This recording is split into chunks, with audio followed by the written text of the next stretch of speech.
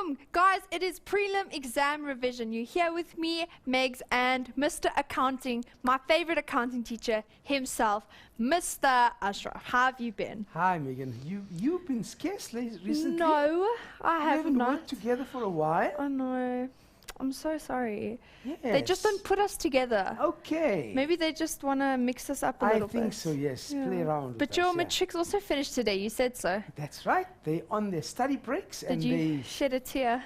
always. And that's how we do it here at Mindset. But before we get into it, I actually have a lot to tell you guys. Before we start prelim exam revision, let me remind you, Mindsetters, Samsung have partnered with here, Mindset Studios, or Mindset, and have brought you the fantastic app, can you believe it, the Learning Hub. Innovation, technology, brought together in this great application. Let me just actually show you. So what happens, if it goes to it, there we go. What happens if you download exam revision content here on the Learning Hub?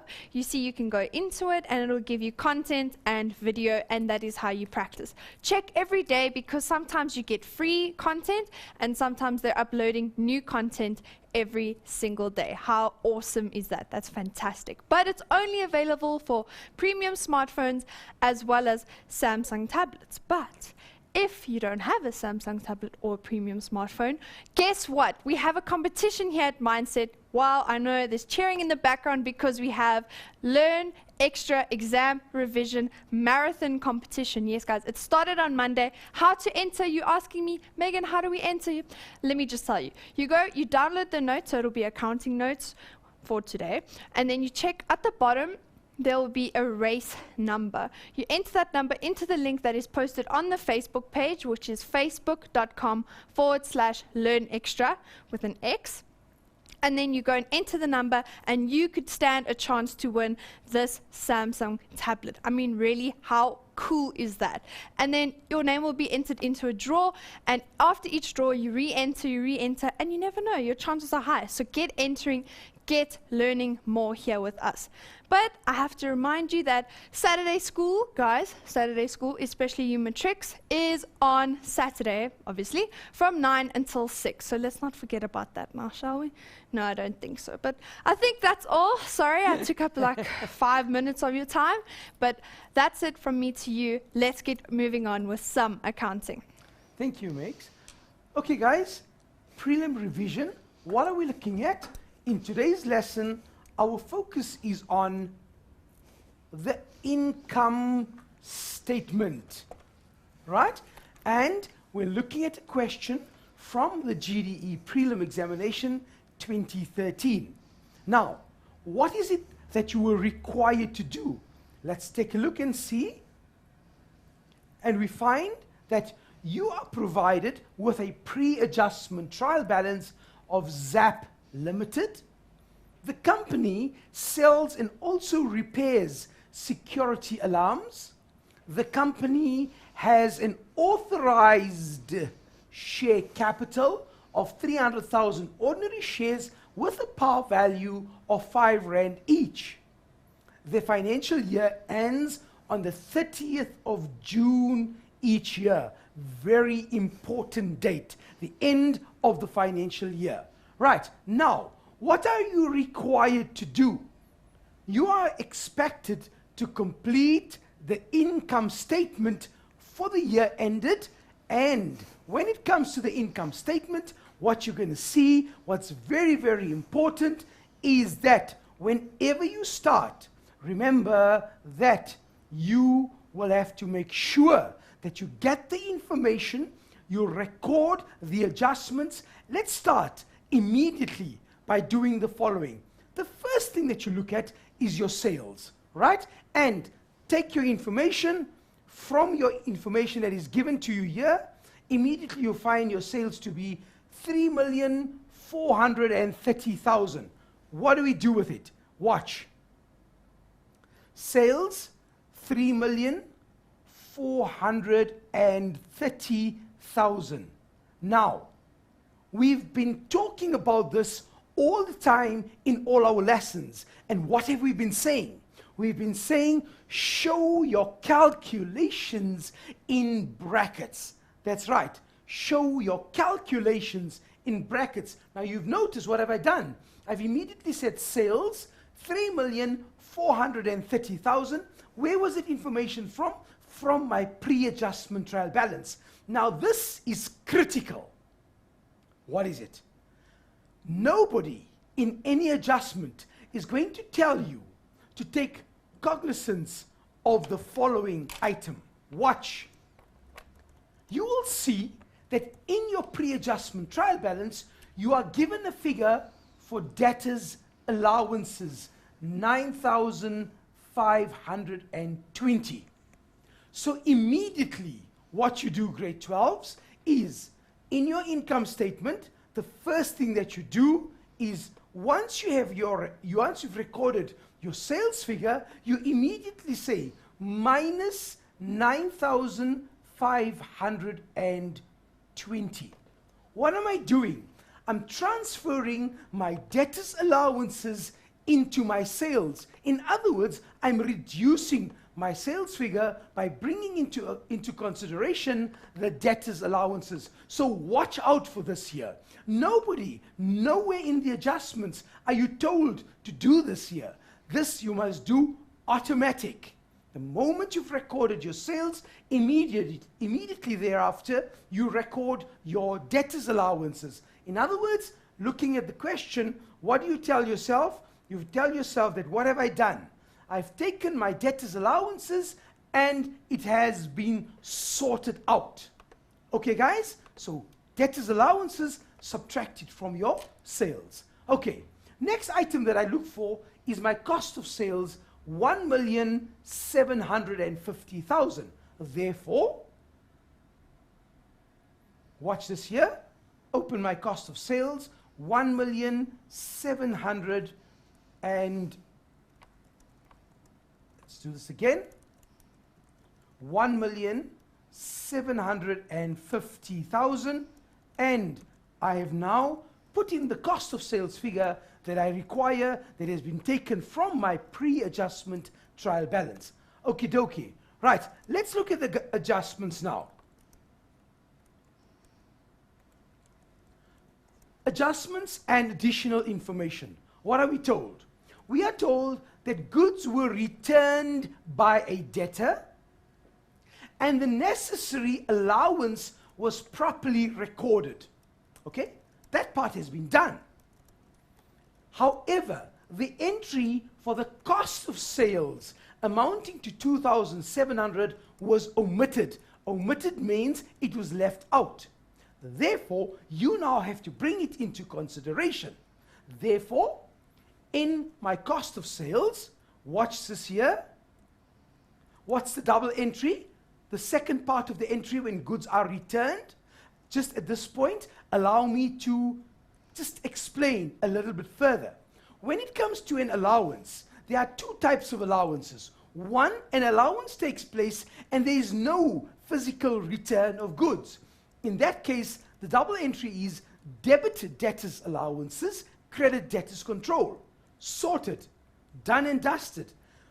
But in the second possible transaction, there is a physical return of goods.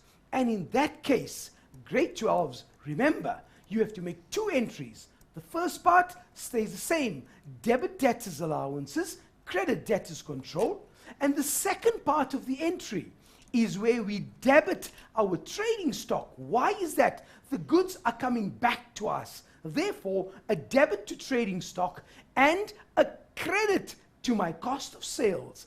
Therefore, remember, cost of sales is an expense. When you credit the expense, it's minus. Minus how much? What was the entry? Let's go back and identify it. The amount was 2,700. So therefore, you can clearly see minus 2,700. Okie dokie. What have we done? We've taken that adjustment and we have now sorted it out. Okay, let's carry on. So obviously we now have to take these figures and complete our final figures.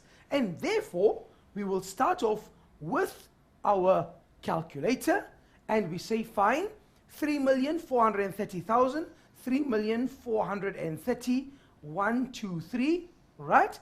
Minus 9520 would give me a figure of 342, 3,420,000, 3,420,000 and 480. Okay, 480. Okay, so that's my sales figure. Now understand this here. Once you have done that, look at the mark allocation. I want to draw your attention to the mark allocation. How do examiners mark this here? The moment they see this figure correct, you immediately get your 3 marks for that one there. However, if it was incorrect, it will be marked incorrect, but you will earn a part mark for the calculations that you have shown. In other words, grade 12's Ashraf is begging. Begin? Begging. Begging, right? Begging for what? Please ensure that you show your calculations, because grade 12s, if you show these calculations, definitely you're going to earn part marks. Got it? Brilliant. A for away. Then coming to the cost of sales. In my cost of sales, what do? I say 1,750,000. That was the figure that I taken from my pre-adjustment trial balance, minus the 2,700. Remember the entry that I did not record, which I now recorded, and this will give me 1,747,300. 1,747,300. Okay, so in other words, what have I done? I've now completed those 2 entries, and the difference between my sales and my cost of sales is my gross profit. Okay, so let's do that. We've got 3 million. The figure was 3420480. 3420480, right? Minus 1,747,300. 1,747,300, and this now gives me my gross profit of 1,673,180. 1,673,180. Let's just check if we got that right. 1,673,180. 1,673,180. Okay, what have we done? We've completed the top part of my income statement where I have calculated my gross profit. Okay, next item that I look at. And now I go into my given information and I look for fee income. Remember, this business was repairing alarms as well as selling it. Okay, so under my nominal section, I look for an item fee income 98,985. Immediately, I say fine, 98,985 for fee income, 98,985. Okay, let's just check the accuracy of that figure once again. 98,985 is correct. Therefore, you can see that there is your fee income. Now listen to me. If there is no adjustment in respect of fee income, that same figure becomes your final amount. So in this way here, you can see you would have to put the amount as a working figure first, and if there are no further adjustments for it, then that amount would obviously become my final amount. Okay, let's look at the next adjustment. The next adjustment is the following. The following was established from a physical stock take at the end of my financial year, right? Remember, a physical stock count means there was a count of the stock, and we determined that we have stock on hand to the value of 407,000 Rand. And we also determined that packing materials used during the year amounted to 26,500 500. So two sets of information are given to you. One is the trading stock, 407,000, and the second one, grade 12s, is the packing materials that were used during the year. Now I'm sure that you want to know how to handle this particular transaction, because there's something there that may seem unfamiliar or may seem different to what you've seen in other exam papers. So if you want to know, the place to be is Mindset Learn. So don't you stray or go away, because we're coming with the answer after the break. Thank you, Mr. Ashraf. Guys, please don't go anywhere. Maybe just get a glass of water, run back, and we'll be right back with Mindset Learn Extra.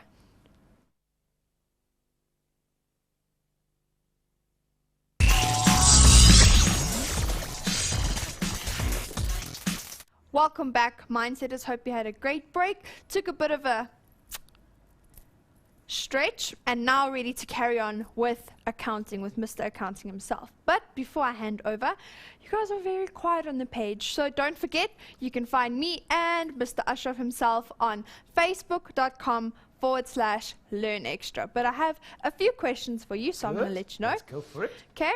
Devana says, hi, I'm Devana from Limpopo. I'm having a problem of bad debt recovered of a trial exam of 2013, and I don't know where it comes from. Okay. Bad debts recovered is basically the amount of money that has been paid by a debtor who was previously written off as irrecoverable. For example, if a debtor was written off, he disappeared, he was a magician, and we can't find him, and certainly after that, he got some kind of revelation and he decides to pay us. Okay. So that means we now have a bad debt that has been recovered. It's an income. So identify your two accounts involved. Your two accounts involved are bank and bad debts recovered. Bank is an asset increasing, therefore debited, and you credit bad debts recovered because it's an additional income to the business. Okay, perfect. Right. I hope So that answered your you question. got that one? Bad debts recovered, guys, is an income to us. Therefore, if we were doing the income statement and there was a bad debts recovered, this is where it would appear under my operating income. It's another income which you could have in a business. All right. Then Karaba Mohele says, what if the goods returned by a debtor were damaged? What would the entries be? Aha, very good question. The first part of the entry is the one that we alluded to earlier on. Let's go through it again. First part of the entry, goods were returned by a debtor because they were damaged. First part, debit debtors' allowances, credit debtors' control. Why? The debtor owes us less money. Therefore, we reduce the account. Second part of the transaction, the goods are coming back to us. Debit my trading stock, asset increasing, therefore debited.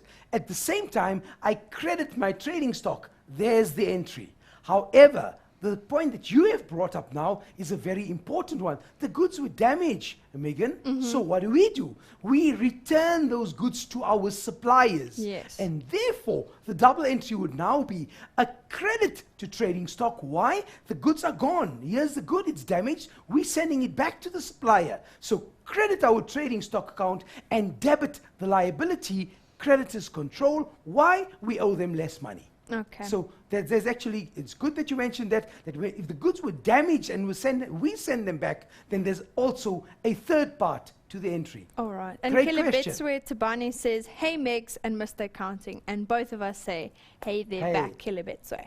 Yeah, Okay. that's it. Good. Let's carry on with our adjustments. Right, what are we doing next? We're busy with the adjustments. Remember we said, yes, we were busy with the trading stock on hand of 407,000. Okay, now watch this closely, guys. Watch this. And you know what? I love the magic of a T account. So therefore, what I'm going to show you now is your trading stock account. Watch it. In terms of my calculations, remember, calculations are your calculations. If you are challenged with an adjustment, The ideal method of sorting it out is to open up a T account.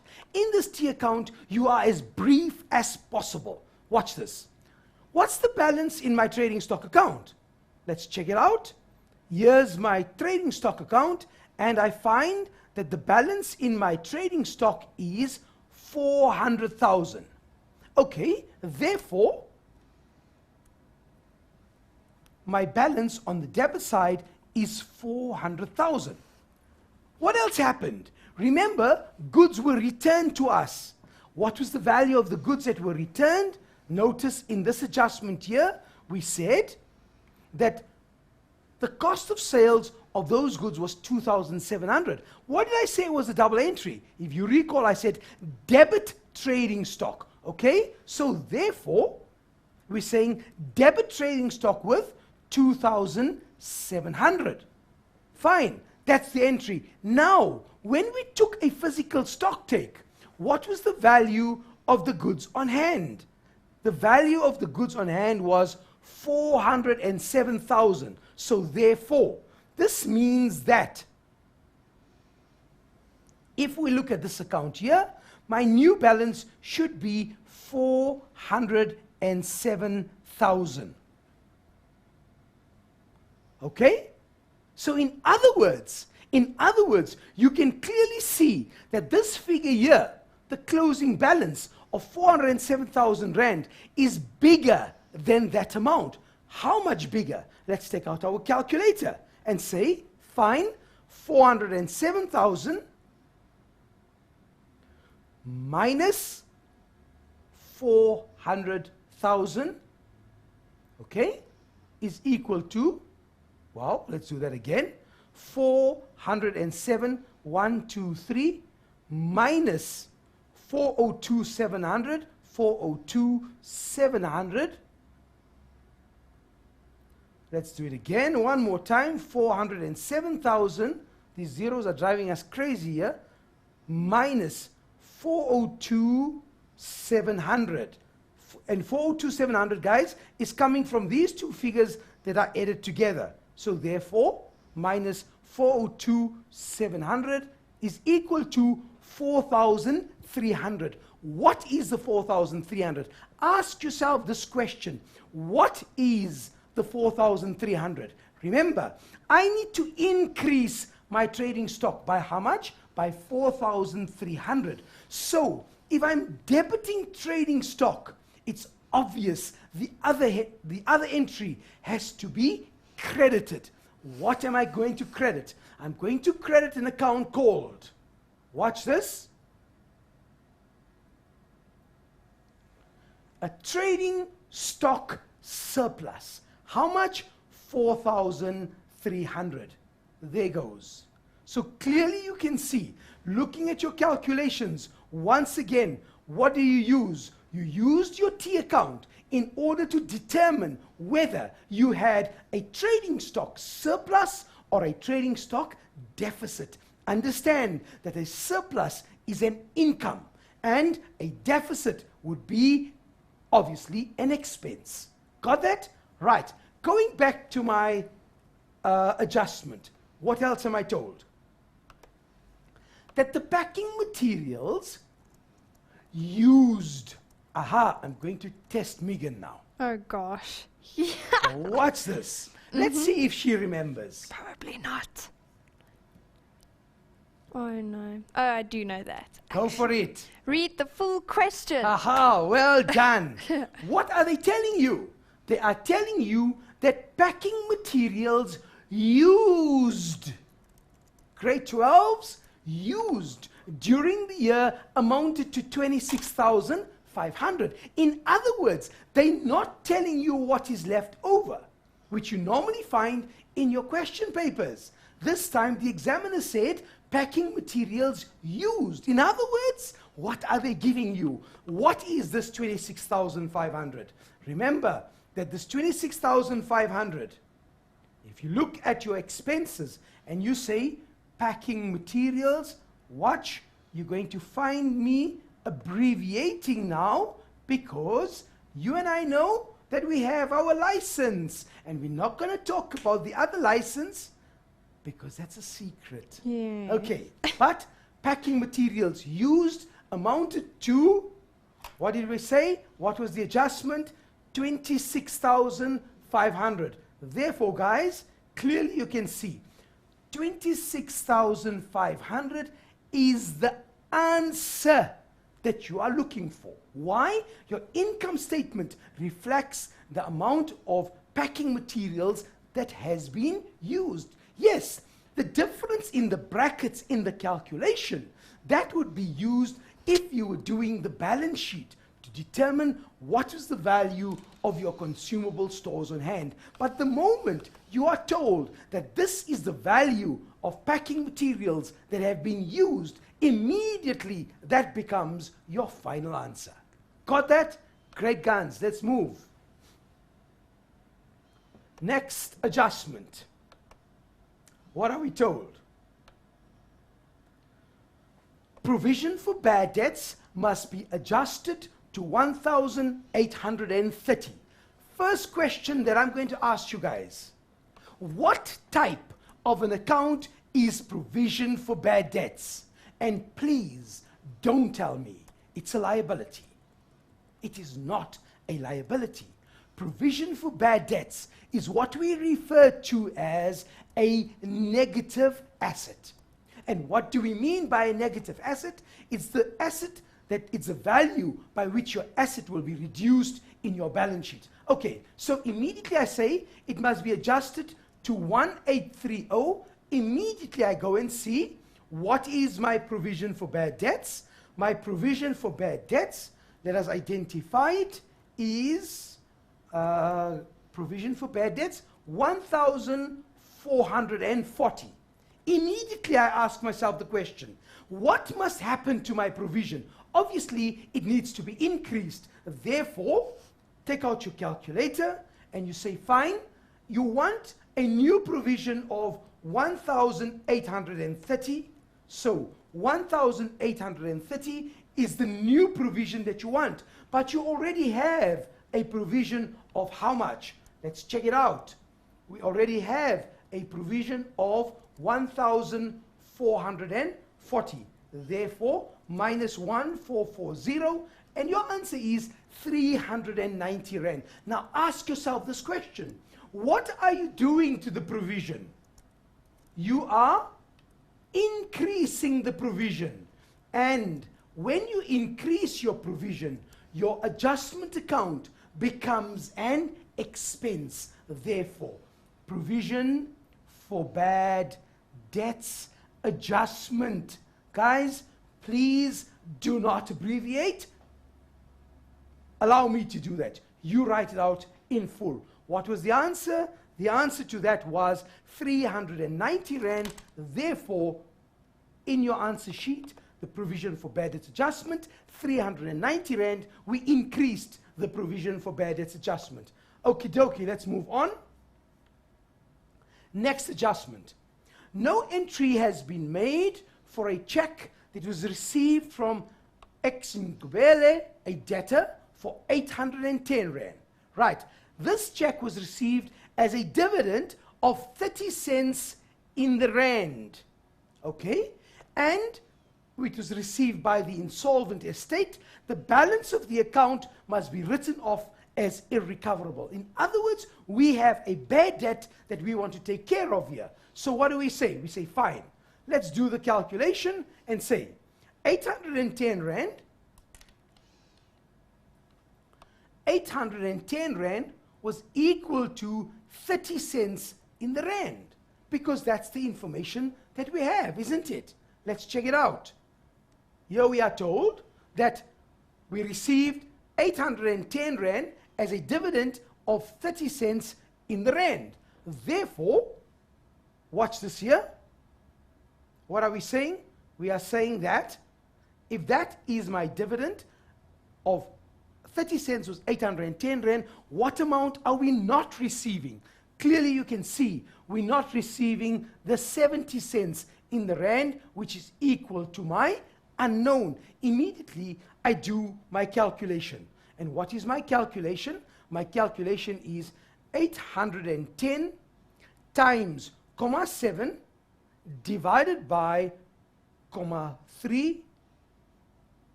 810 times, comma 7, divided by, comma 3, and your answer is 1,890.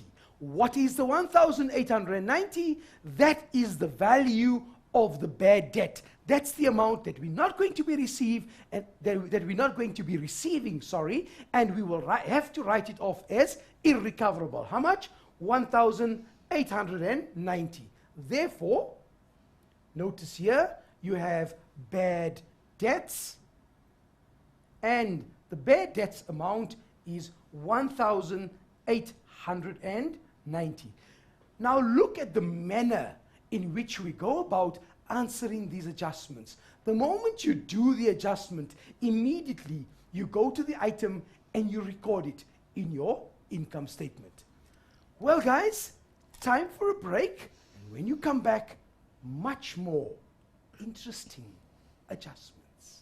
Thank you. We have so many questions, so I promise I will ask Mr. Accounting himself during the break, and your questions will be answered, Mindsetters. Don't go anywhere, okay?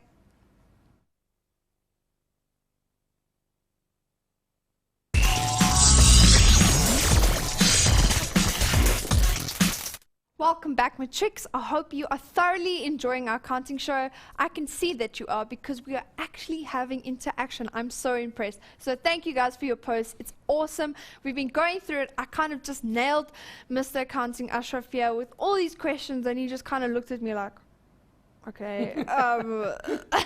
So I'm going to re-ask them in a little bit slower. So Lison Koki says, hey Megs, please ask Mr. Accounting, what's the best attitude to have when writing an accounting exam? Should I rush to finish everything? Should I do every question thoroughly, be calm, or anxious to push myself to the finish? Enjoying the show. Great question, important. In your accounting paper, you will notice that in your reading time, you are given chance to read, to peruse through your paper. 10 minutes of reading time. Look at your answer book and notice that in your answer book, you know exactly what is being required. For example, in this question was the income statement. And very important, you will notice the mark allocation as well as the time allocation, Liso, is given to you. Therefore, try to do the question that you know best first. If income statement is your favorite and it's in the paper, then dear, go for it. Make sure that that's the answer, that's the question that you answer first. Yes, make sure that you try and stick by the time allocation. It's a guideline, and if you stick by that, I promise you, you'll finish the paper. But when you walk into that paper, make sure that you have BMT. I love my acronyms. And big match temperament. Don't be a choker. And how are you going to get BMT? By being on Mindset Learn and concentrating on your past papers. Okay, mate? Then I have one more. Well, okay. Hope Beloy says, hey Ashraf, how can I maximize my marks on the financial statements? I usually don't balance the balance sheet in the cash flow statement. Guys, if it balances, it's a wow feeling. But it's not the end of the world if it doesn't balance, because you get marks for everything that you do. Yes, if it balances, awesome, but that's not the be-all and end-all. What happens is everything that you do, you definitely get part marks for it. So try your best, and if it doesn't, just carry on, because definitely you're going to earn part marks. Okay, 2 more questions. This one says, which calculator is the most appropriate to be used when we do accounting? When you're using a calculator, Megs, I always tell matriculants, build a relationship with your calculator. I'm your serious. Best friend. Why? Your best friend. And don't go borrowing the money of the exam. No. Why not? You don't know the functions. You'll be sitting and looking for You might things. have a new calculator, old one. Exactly. So make sure the one that you are using is the one that you have a relationship with, the one you know exactly where the digits are, and whichever one you use, it's entirely your choice. But make sure it's one that you've used the entire year, so you know exactly. Check out the batteries, make sure it's in perfect working condition on the morning of the exams. You don't want to be stressed out about getting a calculator and all of a sudden the functions are different and you bombed out. Exactly. That must not happen. No, we don't want that. And lastly, Felicia says, please tell Mr. Accounting that the brackets around the cost of sales are What missing. will I do without you? Thank you. I have insert the brackets. Oh, but good. The brackets just indicates that you are subtracting. Right. Yes. What the examiner looks for is your operation. And immediately they see sales minus cost of sales. Yes, your brackets are very, very important. Thank you for that. We appreciate it. Okay, I think we can go. Let's Good. hit it. Can we go home or do we have more adjustments? No, we to have do? more. Okay, Way more. go. Right, let's go. I thought you said we're going home. Right, next adjustment.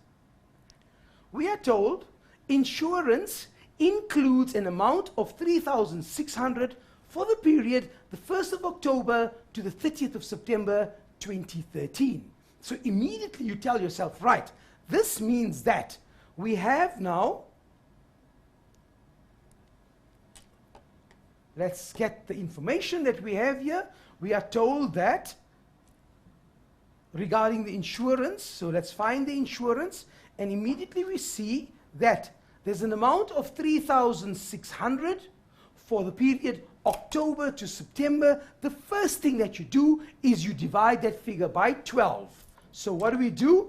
We say, fine, take the 3,600 and 3,600, divide that by 12, and this will give you a figure of 300 Rand per month. Why? It was an annual premium. Okay, now, what else do we know regarding the adjustment? We are told that it was for the period October to September. Remember, my financial year ended in June. So July, August, and September, 3 months have been prepaid. First things first, guys, identify the double entry. 2 accounts involved, prepaid expenses and insurance. What do I know? Prepaid expenses is an asset account. It's a temporary asset under trade and other receivables. Debit my prepaid expenses and credit my insurance. Now watch this closely, please. Going into my insurance amount, the first thing that I do is the following.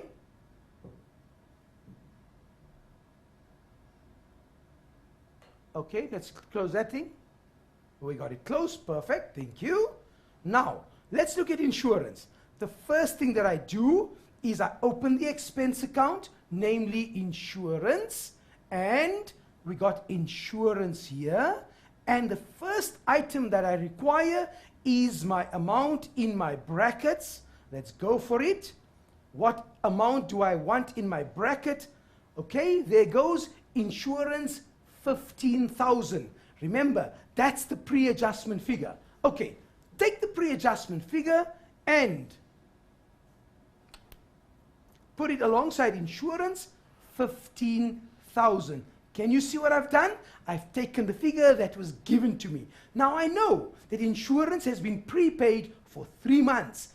Therefore, 300 times 3, we don't need a calculator, is 900 Rand. Double entry, debit prepaid expenses, credit insurance. Watch this here. Minus 900 Rand. Why minus? Insurance is an expense on the debit side. Let me show it to you so you can see what I'm talking about. Insurance, remember, insurance on the debit side, it's an expense account. Insurance, 15,000 Rand. When I credit my insurance account, what am I doing? I'm decreasing it, I'm subtracting it. Therefore, 15,000 minus the 900 will give me what I'm looking for. And what is that? This will be my final answer of 14,100. There goes. Insurance done and dusted. Okay, next adjustment. The next adjustment says, the auditor was owed an amount of 8,000 Rand. Okay, watch this one. Interesting, challenging. A check dated the 15th of March 2013 was issued to him. You wrote out a check. You wrote out the check. A physical check has been written out, entered in your cash payments journal, because every check that you write out, you enter into your CPJ. Is that true? Certainly it is. The check was properly recorded. Now, grade 12s, if this entry has been made, all that it means is that the audit fee that appears in my trial balance, let's find it.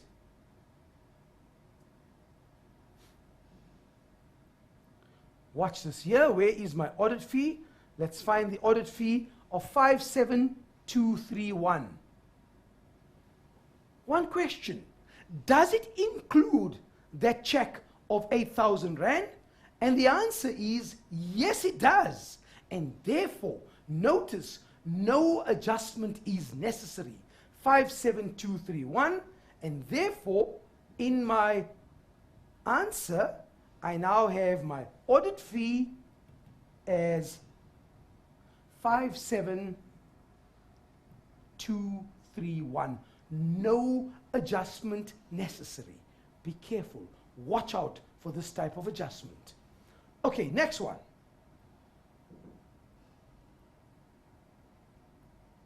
So we've done that one, we've done that one. We are at this one here. Provide for depreciation for the year as follows. Equipment 11,000 and vehicles 69,699. In other words, you are given the depreciation figures. I'm sure you love this adjustment because it was simple, straightforward. The examiners gave you the depreciation figures. All that you needed to do was to slot these figures into your income statement, and therefore, notice that you've got depreciation, and the figures were, the first one was 11,000, so there's your depreciation of 11,000 for the first one, and the second one was, second depreciation figure was 69,699. Therefore, 69, what was it? 69. Let's get that figure one more time. 69,699. Okay.